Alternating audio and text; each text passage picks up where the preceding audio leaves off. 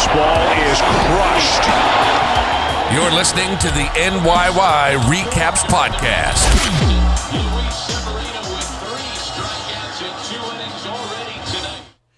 So which Luis Severino are we going to see in 2020?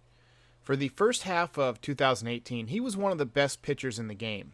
At one point, he was, I think, 11-2 with a 1.98 ERA. I mean, that's dominant. But then the pitch tipping began, and he struggled mightily in the second half. He had one of the highest ERAs in the league.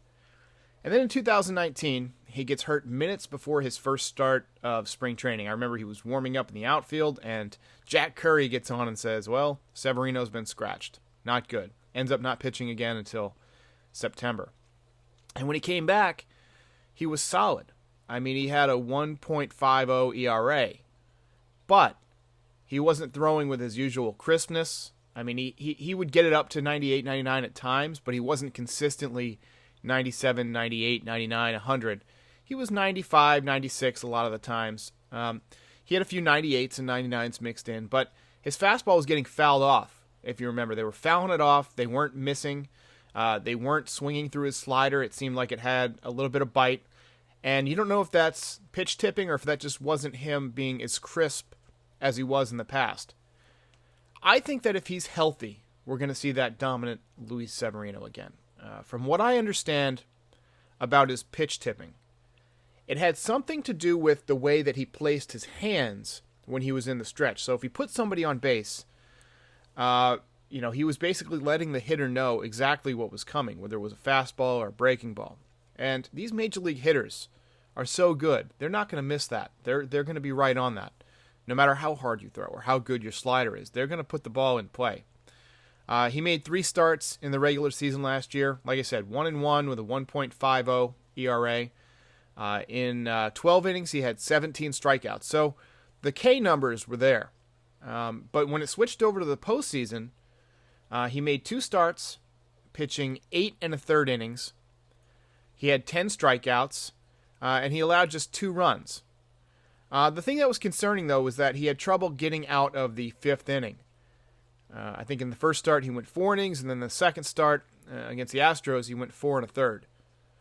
But like I said, for a stretch, he was one of the best pitchers in baseball. He had a great streak of the most starts with 7 innings and 1 run or less. I think it was him and Verlander or Scherzer. It was some combination of those guys. I think Severino was number 1, though.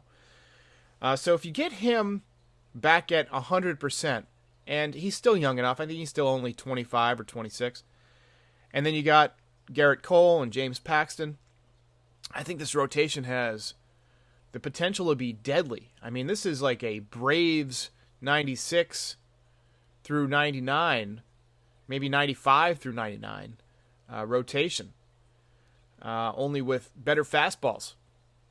Really, it's like a Johnson Schilling thing. If Severino is that guy who started off 11-2 with a 1.98 ERA, you mix him with Garrett Cole, who's probably the best pitcher in baseball right now, and you've got a dominant number 1 and number 2. But it all depends on if we get that classic Severino back. And look, he's still young enough to where he can make adjustments, and he's not going to start losing his stuff. He might lose a tick or 2 off of his fastball in the next few years. We'll see. But he seems like one of those guys who maintains that 98, 99, 100 deep into the game. It's really concerning that he had some arm issues, because once arm issues start for a pitcher, you never know where that's going to lead you. But, like I said, when he came back, he pitched okay. So I think having the extra guy on the roster will allow them to eventually give these guys some rest throughout the season. We have 26 men on the roster, so you can carry an extra bench player and then send somebody down when you want to make a spot start, bring up somebody like a Davy Garcia. But the pitching staff, other than Severino and Betances, stayed moderately healthy. I mean, there weren't a ton of DL trips. I think Tanaka made 31 starts. Sabathia had a couple of injuries, but those were just the knee injury that you knew was going to happen. I think they just gave him some time off to rest because that knee was wearing down. Paxton missed a little bit of time, but he was, for the most part, healthy. So I think you're going to get, for the most part, 20-plus starts out of everybody in the rotation. There'll probably be 1 or 2 guys who miss a few starts, but if everybody's healthy, this has a chance to be a great rotation, and I'm looking forward to see what Severino can give us. You know that he feels as if he didn't contribute enough last season. You know, he went from being our number one starter to being a guy who, couldn't get out of the fifth inning. So I feel like he's going to have a bit of a chip on his shoulder, and he's going to come back healthy and strong. All indications are this guy works hard. He stays in the gym. He does a lot of training. You can see he's a big guy. He's like 6'2", 6'3", 230 pounds, and he's fit. So I trust that he'll be in shape, that he'll show up ready to play, and that he'll be healthy, and that he's addressed his pitch tipping issues. So I think we're going to get the dominant Severino in 2020. Recaps of big games, the best home run calls, trades, rumors, and what's happening down on the farm. Every game, all season long.